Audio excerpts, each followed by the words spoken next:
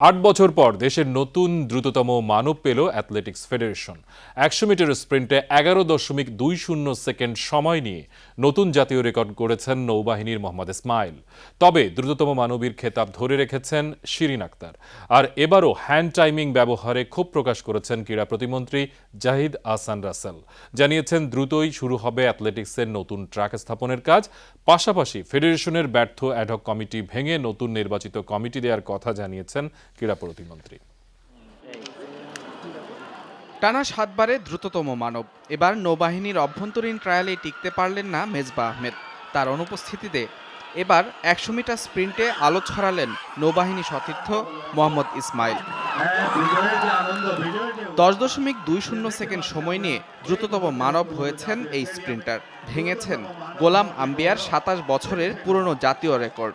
অনেক আনন্দের বিষয়, অনেক খুশি, বুঝাইতে পারবো না, এর স্বাদ অমৃত থেকেও বেশি।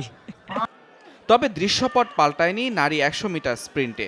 নতুন কেউ চ্যালেঞ্জ জানাতে পারেননি টানা ৭ বারে দ্রুততম মানবী শিরিন আক্তারকে।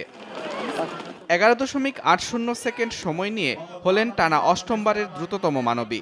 পরিশ্রম করছি, হয়তোবা এর জন্যই আমি আমার জায়গা ধরে রাখতে পেরেছি।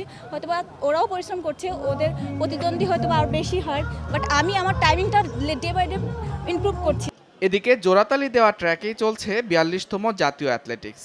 এবারও স্প্রিন্টারদের ভাগ্য নির্ধারিত হয়েছে হ্যান্ড টাইমিংয়ে। এ নিয়ে ক্ষোভ যুব ও ক্রীড়া প্রতিমন্ত্রীর। সবার আগে আমি বলেছি টার্ফটাকে আগে পরিবর্তন করব, কারণ টার্ফটা যদি এই অবস্থা হয়, এই টার্ফে কোনো দিন তাদের কাছ থেকে আমরা কোনো ভালো কিছু আশা করতে পারি না। আর ফেডারেশনের কাজে গতি আনতে দ্রুতই অ্যাথলেটিক্সের অ্যাডহক কমিটি ভেঙে নির্বাচিত কমিটি দেয়া হবে বলে জানিয়েছেন ক্রীড়া প্রতিমন্ত্রী। তা আমি অবকাঠামো তৈরি করে দেব, আমি অন্য ফ্যাসিলিটি দিব, কিন্তু কমিটি যদি অগণতান্ত্রিক থাকে তাহলে এটা আমি আগে বলেছি এটা শুভকর নয়। তা আমি অবশ্যই এই বিষয়টিকে আমার গুরুত্ব দেব, যাতে করে এটা গণতান্ত্রিক পন্থায় নির্বাচিত হতে পারে। এর আগে 2 দিনব্যাপী এই প্রতিযোগিতার উদ্বোধন করেন যুব ও ক্রীড়া প্রতিমন্ত্রী জাহিদ আহসান রাসেল। মুজরাবিন তারেক, যমুনা স্পোর্টস, ঢাকা।